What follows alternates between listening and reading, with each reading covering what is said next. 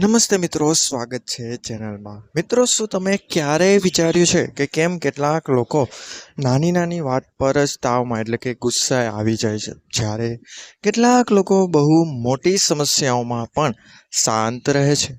શું આ માત્ર તેમની પરવરિશ, પરિસ્થિતિઓ અથવા સ્વભાવનો ભાગ છે, કે પછી તેમાં રાશિનો પણ કોઈ મોટો હિસ્સો રહેલો છે? મિત્રો, આજના વિડીયોમાં જાણીશું કે કઈ 5 રાશિના લોકો વધારે ગુસ્સેવાળા હોય છે, તો વિડીયોને અંત સુધી અવશ્ય નિહાળજો।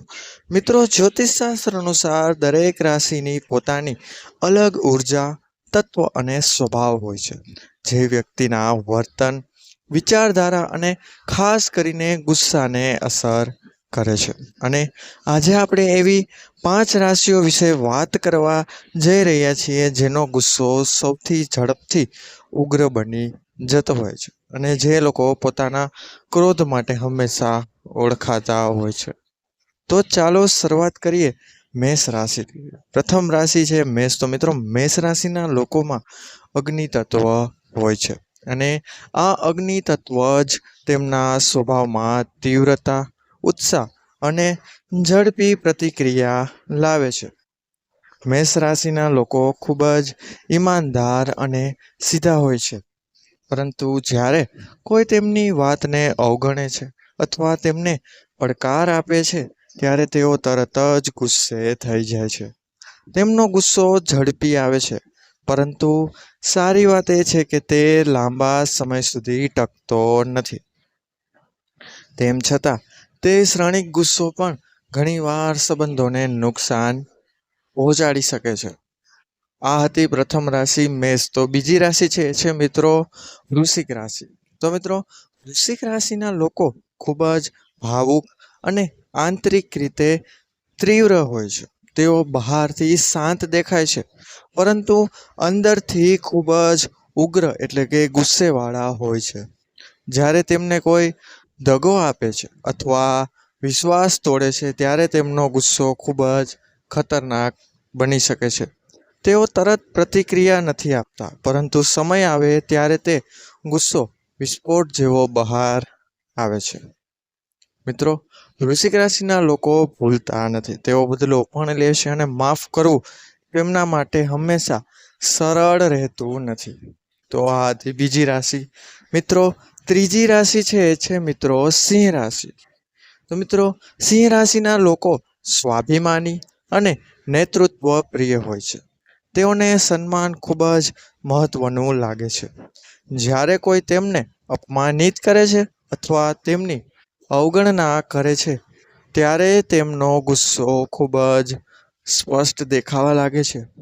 તેઓ ખુલ્લેઆમ પોતાનો ગુસ્સો વ્યક્ત કરે છે।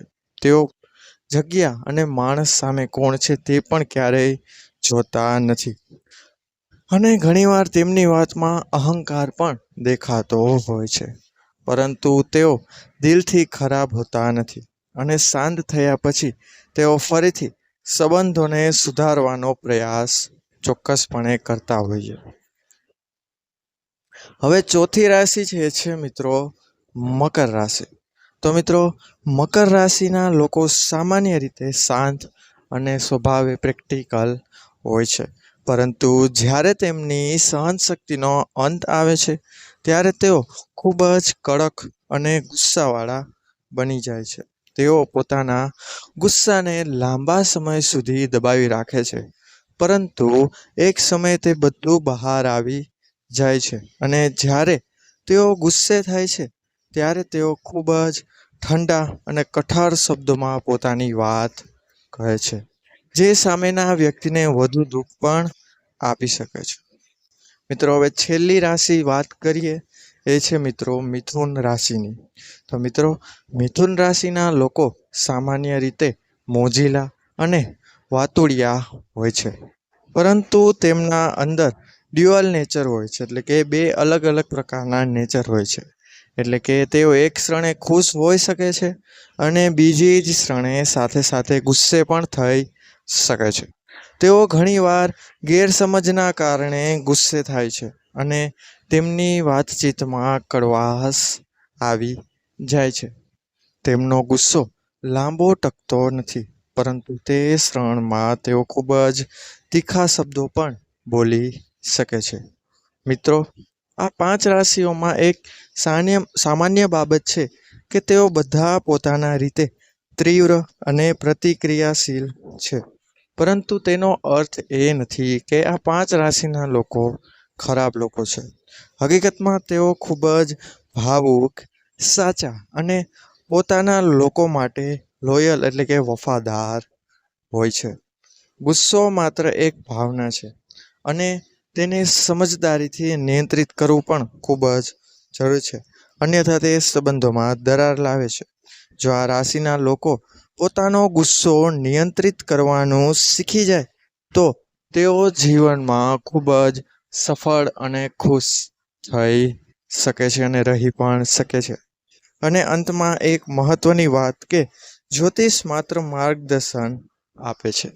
મિત્રો, દરેક વ્યક્તિનો સ્વભાવ તેની પરવરિશ, અનુભવ અને વિચારધારા પર આધારિત હોય છે.